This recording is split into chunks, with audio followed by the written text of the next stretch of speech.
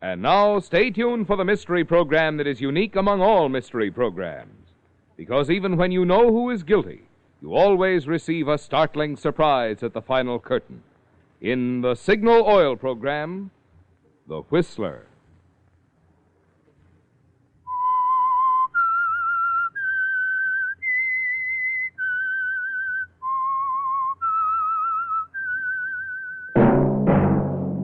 Signal, the famous Go Farther gasoline, invite you to sit back and enjoy another strange story by The Whistler.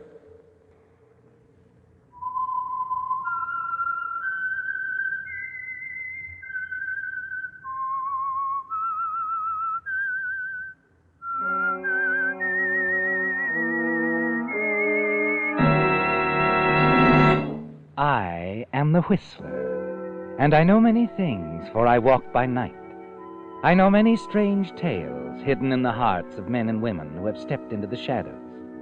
Yes, I know the nameless terrors of which they dare not speak. And now for the Signal Oil Company, The Whistler's strange story, Till Death Do Us Part.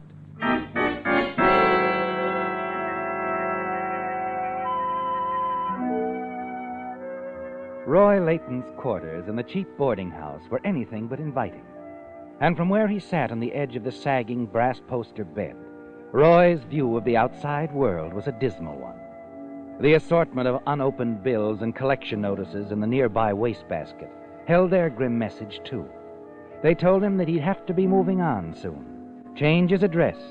The one letter he wanted, but had given up hoping for, wasn't there. Never would be, he reasoned. And the knock on the door, rousing him from his mental fumblings, could mean only one thing. The landlady and her oft-repeated demand. I'm back again, Mr. Layton, to ask you once and for all, do you have... The rent money. I know. Well, it's like this, Mrs. Fazakary. I know how it is. I can see. I have eyes. Then there's no use talking. You know that the minute I hear from my You've uncle... been saying that for months now. The minute you hear from your Uncle Morton in Mexico. Well, I'm tired of that, too. Tired of hearing of an uncle that, for all I know, might not even exist. Oh, you're so sweet. A real doll. I'm sorry about the rent. Now, if you'll excuse me, I'm going out to get a breath of air. Good night, Mrs. Fazakary. I'd appreciate it if you'd fix the latch while I'm out. I'll fix the latch. I'll weld it shut. That's what I'll do.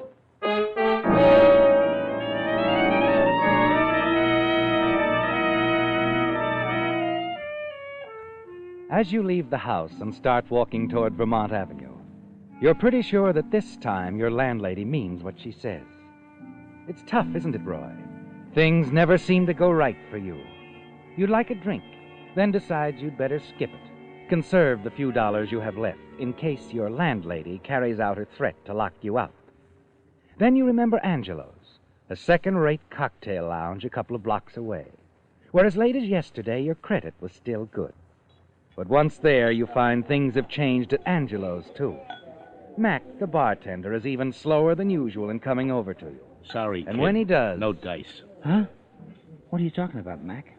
I didn't even order. Well, I thought I'd save you the trouble. Angelo says no more stuff on the cuff.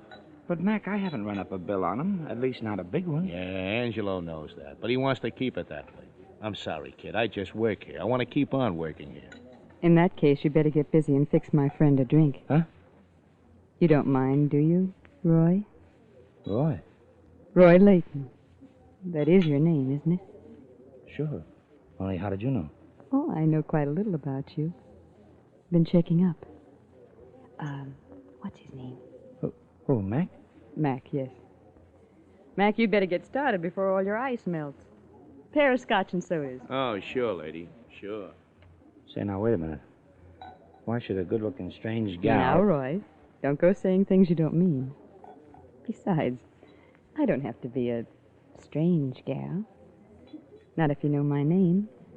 It's Linda. Linda McKelvey. So? So, don't you think it's kind of pretty? Maybe. Anyway, these drinks are. Set them down easy, Mac. Yeah. And since I'm drinking with a lady, trot out a couple of cocktail napkins. Okay. Thank you, Mac. Skip it. To us, Roy.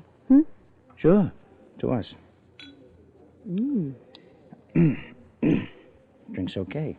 Very good for a place like this. You look like you could afford better. What brought you around? You. Me? Oh, sure. Now, look, lady. Linda.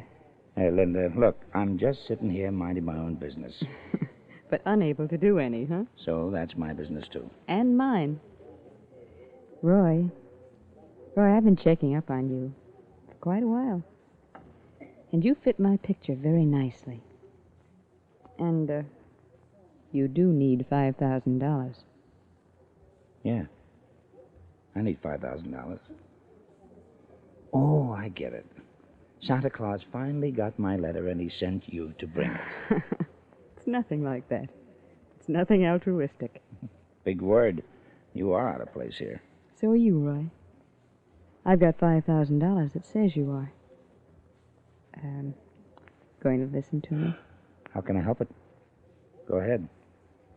Roy, I'm used to nice things. Mm-hmm. To be crass, I like money. My share, I mean. Maybe even a little bit more. I guess I'm just not a very nice person. Not many of my friends are. But I'm still listening. Fair enough. Oh, how about going somewhere else, huh? My car's parked outside. Okay, lady. Linda. And you'd better get used to it.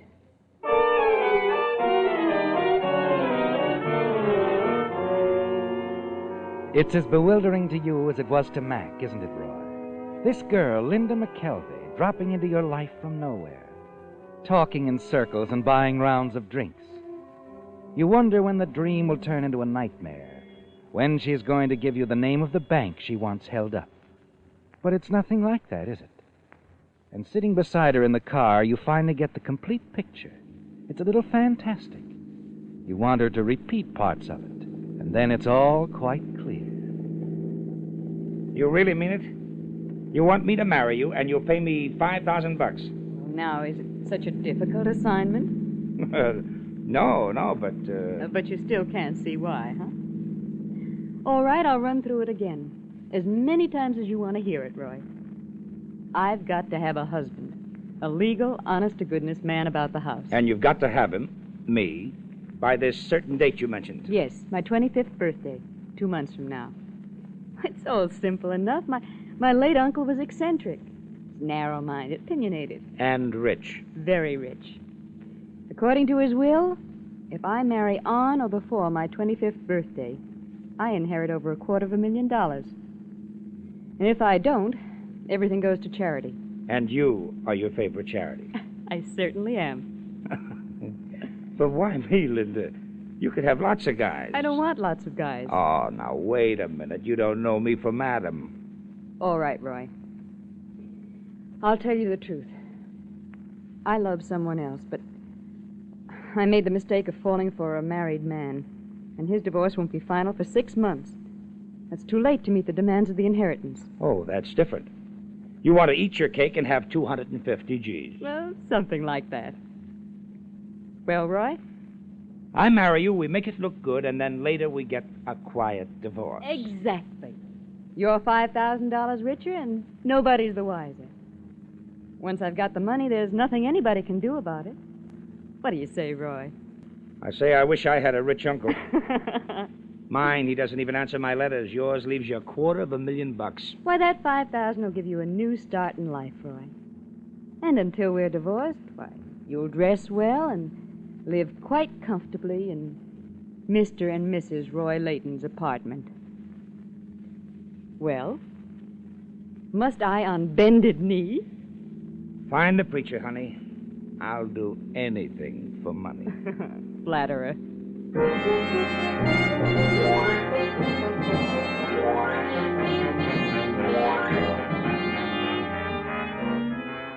The wedding a few days later isn't what every boy and girl dreams about, is it, Roy?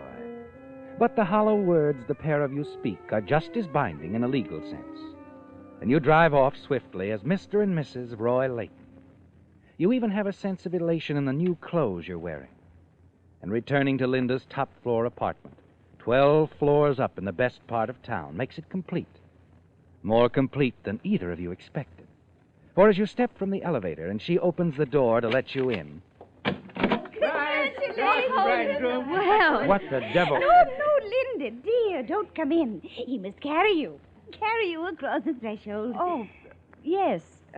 Well, Roy? Oh, of course. Oh, great. That's better, much better. And now we'll all just scoot right along, Mrs. Layton. We just didn't want you two to arrive without any reception at all. Why, that's awfully nice of you, Mr. Knowles and Miss Prentice. Not at all. I enjoyed it. Also romantic. This is Roy, my husband. Nice to meet you. You'll forgive us, won't you, Mrs. Layton? We just wanted you to know your neighbors are happy for you. Why, of course. It was nice of you all to think about it. Well, we'll be running along. Good night. Good night. Good night. And drop in and see us any time, Mr. Knowles. Good night. Wow. How did they get in here? Mr. Knowles manages the apartment. Oh. Well, incidentally, it's some layout. As I told you, I like nice things, Roy. Yeah. You know that Miss Prentice? We'll have to watch her. She's the inquisitive type. Hmm? But wait. She can help us in a way. Her balcony adjoins this one. It won't hurt a bit to let her see us out there once in a while looking over the city. My arms around you, a few fervent kisses. That the idea? Just for Miss Prentice, yes. Well, anyway, this beats stevedoring in Frisco, working in the Oklahoma oil fields, digging around Mexico when Uncle Mort was wildcatting. Well, make yourself to home, Mr. Layton. Okay, Mrs. Layton, I'll do just that.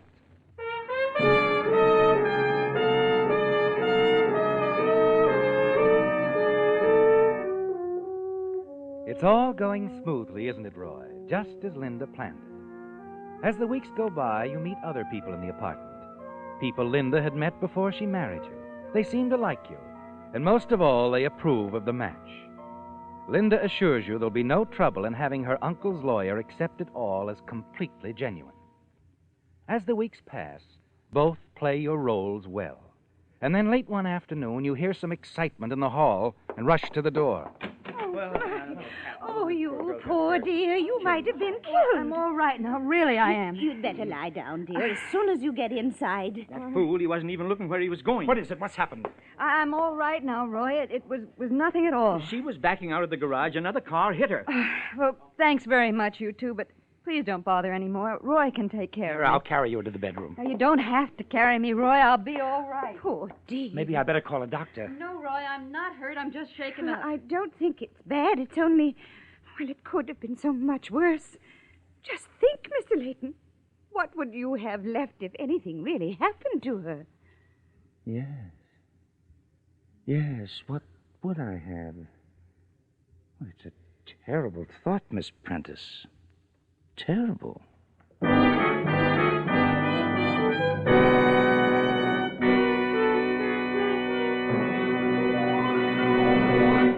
If rising prices have given you the idea that pennies have lost their purchasing power, folks, you haven't tried Signal Ethyl gasoline.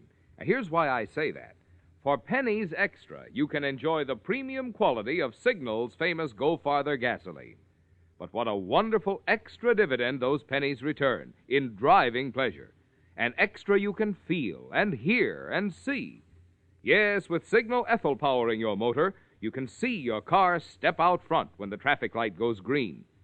On Signal Ethyl diet, you'll hear your engine purr contentedly as you soar effortlessly up hills where pings force other cars to shift. And should an emergency call for swift acceleration, you'll feel the way your motor takes hold with smooth, eager power on Signal Ethyl. When a tank full of this Signal super fuel is all it takes to discover the best performance your car can deliver, don't you think you owe it a try?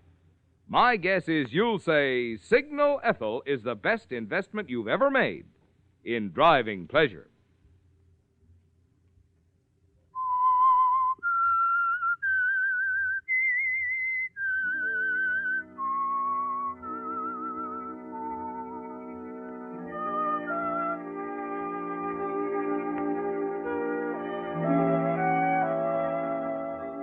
Miss Prentice's question planted an interesting thought in your mind when she asked you what you'd have left if anything happened to Linda, didn't it, Roy? In the days that follow Linda's near accident, you often ask yourself the same question. What would you have if anything fatal happened to Linda?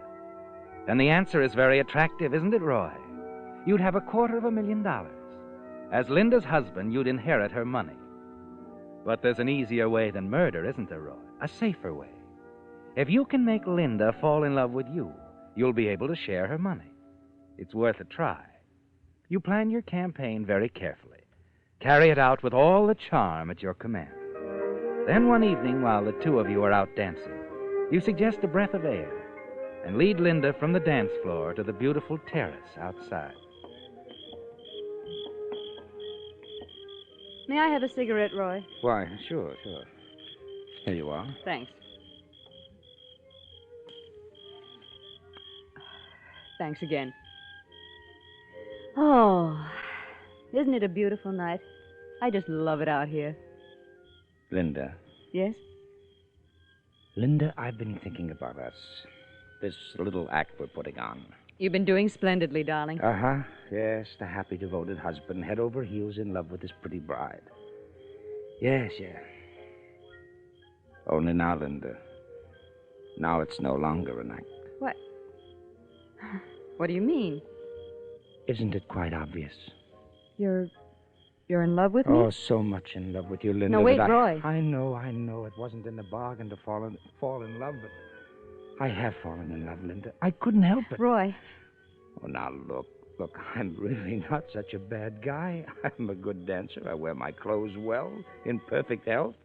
Oh, I do have a few faults, that's true, Roy, I'm not in love with you. But you could be, darling. No, Roy, please don't. Oh, Linda, darling. Let me go, Roy, please. I shouldn't have kissed you. I know that, but Look, Linda... We made a bargain. Now let's keep it that way. Oh, but Linda, please. I mean it, Roy.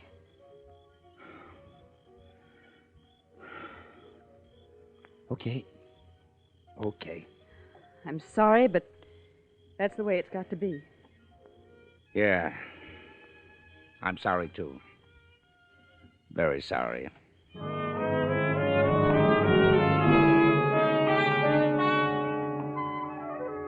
She means it, doesn't she, Roy? And you're certain there's nothing you can do to make her change her mind about the divorce. There isn't time. Linda has told you the money from her inheritance is already deposited to her credit at her bank. And in a week or so, the two of you will be on your way to Reno and that quiet divorce. No, there isn't time to make her fall in love with you, Roy. But you decide there is time for something else. Next day, Linda leaves before luncheon to spend the afternoon at her lawyer's office, finishing up her affairs. Long after she's gone, you pace the floor of the apartment, searching your mind for a plan, a way to kill Linda, make it appear to be an accident. Early that afternoon, you're in the bedroom looking around when... Hello? Roy? Yes? This is Amelia Fleming. Oh, Mrs. Fleming, how are you? I'm splendid, thank you. Oh, is Linda home? Why, no, she isn't. I don't expect her back until after 5 or so. I see. Well, it was nothing important, really. Well, I'm sure she'll be back around 5. Why don't you call her then? You better have her call me. I'd probably call while she was in the bathtub. Oh, but don't you worry about that. Linda generally takes the phone right... Yes? Roy? Oh, yes, Mrs. Fleming. I'll tell Linda you called and have her phone you. Oh, that's fine. Bye. You stand there for a moment, staring at the telephone in your hand. Then slowly you replace the receiver, walk back into the living room. A plan has suddenly emerged, hasn't it, Roy? A telephone, a loose wire, and a bathtub full of water. You've read of it happening, and you're sure there's no reason why it can't work. And by the time Linda returns shortly after 5, you've arranged everything. You wait until you hear the bathwater running. Then you call out to her in the bedroom. Linda? Yes? I'm going out for a few minutes. Fresh out of cigarettes. Can I get you anything? Not a thing, Roy. I'll be back soon. No hurry. I'm going to soak in the tub for a while.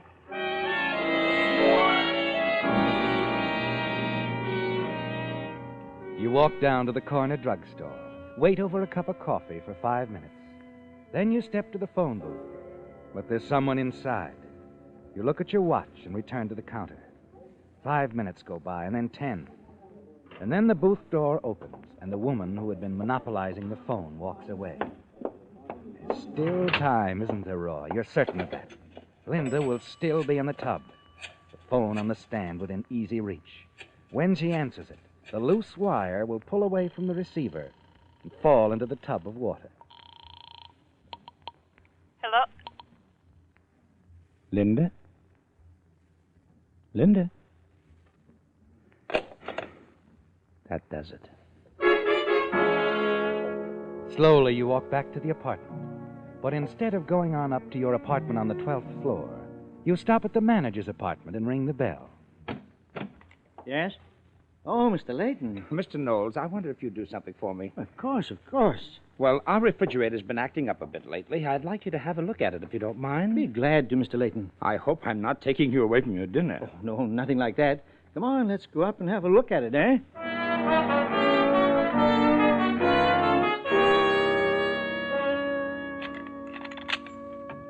It seems like it's been running a lot more than it should. That's so? Well, we just see what's wrong. Yes, come in. Linda! Linda, you home, darling? Oh, that's funny. She should be around. Linda! Yes, Roy? Ah, Linda! Why, what's the matter, Roy? Oh, nothing. It's just that you answered so suddenly, that's all. Oh, good evening, Mr. Knowles. Good evening, ma'am. I asked Mr. Knowles up to have a look at our refrigerator, Linda. You know it hasn't been acting right. Oh, hasn't it? No, it hasn't. Well, I'm awfully glad you're here, Mr. Knowles. I was about to come downstairs to ask you to call the telephone company. Something rather startling just happened. It scared me to death. Well, what's that, ma'am? Well, I'd just gotten out of my tub when the phone rang. It was on the stand in the bathroom, and I picked up the receiver, and, why, the wire just slipped out. It fell into the tub. Say, we better see about that right away. Good thing you weren't in the tub when it happened, Mrs. Layton. Well, I should say so. I might have been electrocuted.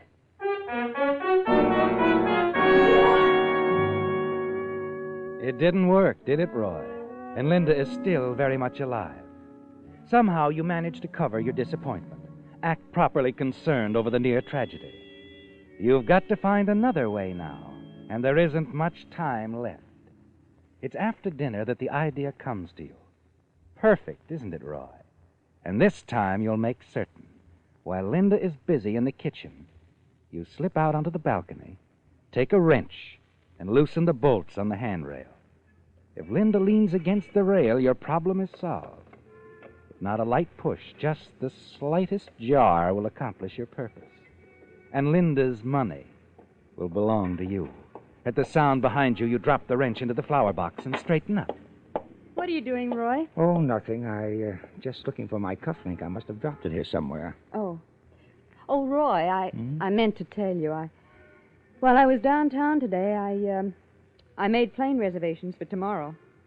We'll be leaving in the afternoon, 4:00. Oh, I see. So this is our last evening here. I'm afraid so. Well, I'm going to miss all this, Linda. You won't change your mind, I suppose? I mean, about us? No, Roy.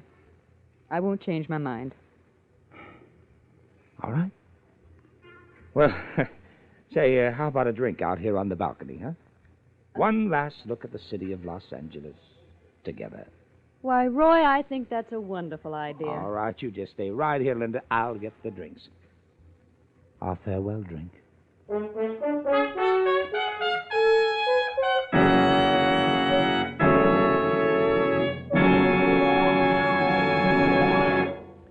There's only one accurate way to compare the cost of automobile batteries. Compare the cost per month. That is, the price of the battery divided by the number of months for which the battery is guaranteed. Measured by that yardstick, one of today's lowest cost batteries is the Extra Long Life Signal Deluxe battery, guaranteed a full 30 months on a service basis. Think of it, that's 2.5 years. The secret of this amazingly long life is Signal's microporous all-rubber separators, which have been called the greatest battery improvement in 20 years. Because these unique separators hold twice as much acid solution between the plates, you get up to 35% more power for quicker starting, plus plenty to spare for your radio and the other electrical gadgets on today's cars. So before you buy any battery, get your signal dealer's generous trade-in offer for your old battery, plus his convenient credit terms. See for yourself that it actually costs less per month to enjoy the quicker starting, the long, trouble-free performance of today's finest battery, the Signal Deluxe Battery.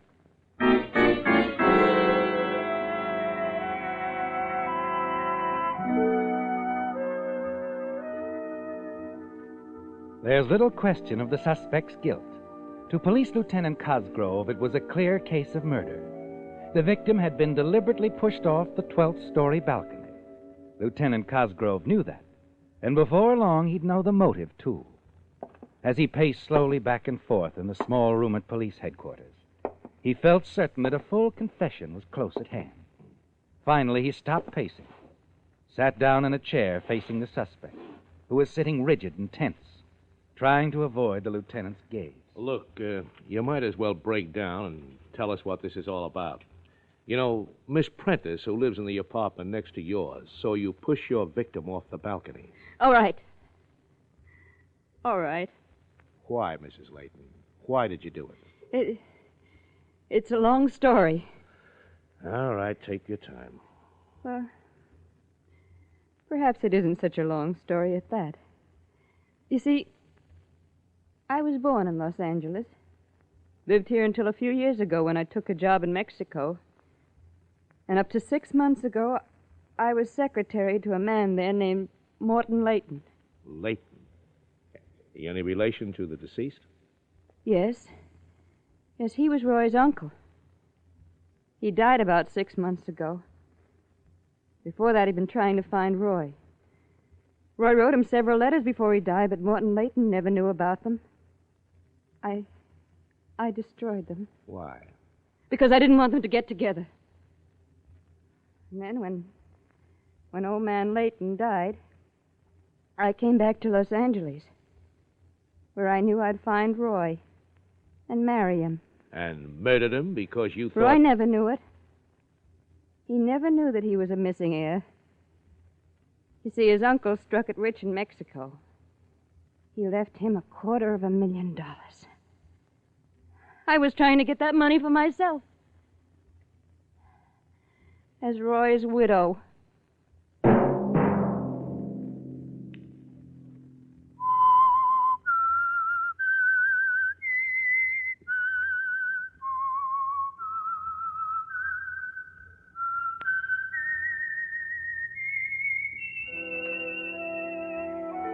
Let that whistle be your signal for the Signal Oil program, The Whistler, each Sunday night at this same time. Signal Oil Company has asked me to remind you that the USO, which serves as a home away from home for our boys in uniform, is one of the worthy services you help when you contribute to the community chest. Featured in tonight's story were Bill Foreman, Wally Mayer, and Gene Spaulding. The Whistler was produced and directed by George W. Allen, with story by Joel Malone, music by Wilbur Hatch, and was transmitted to our troops overseas by the Armed Forces Radio Service. The Whistler is entirely fictional. All characters portrayed on The Whistler are also fictional. Any similarity of names or resemblance to persons living or dead is purely coincidental. Remember at this same time next Sunday, another strange tale by The Whistler. Marvin Miller speaking for the Signal Oil Company. Stay tuned for Our Miss Brooks, starring Eve Arden, which follows immediately over most of these stations. This is CBS, the Columbia Broadcasting System.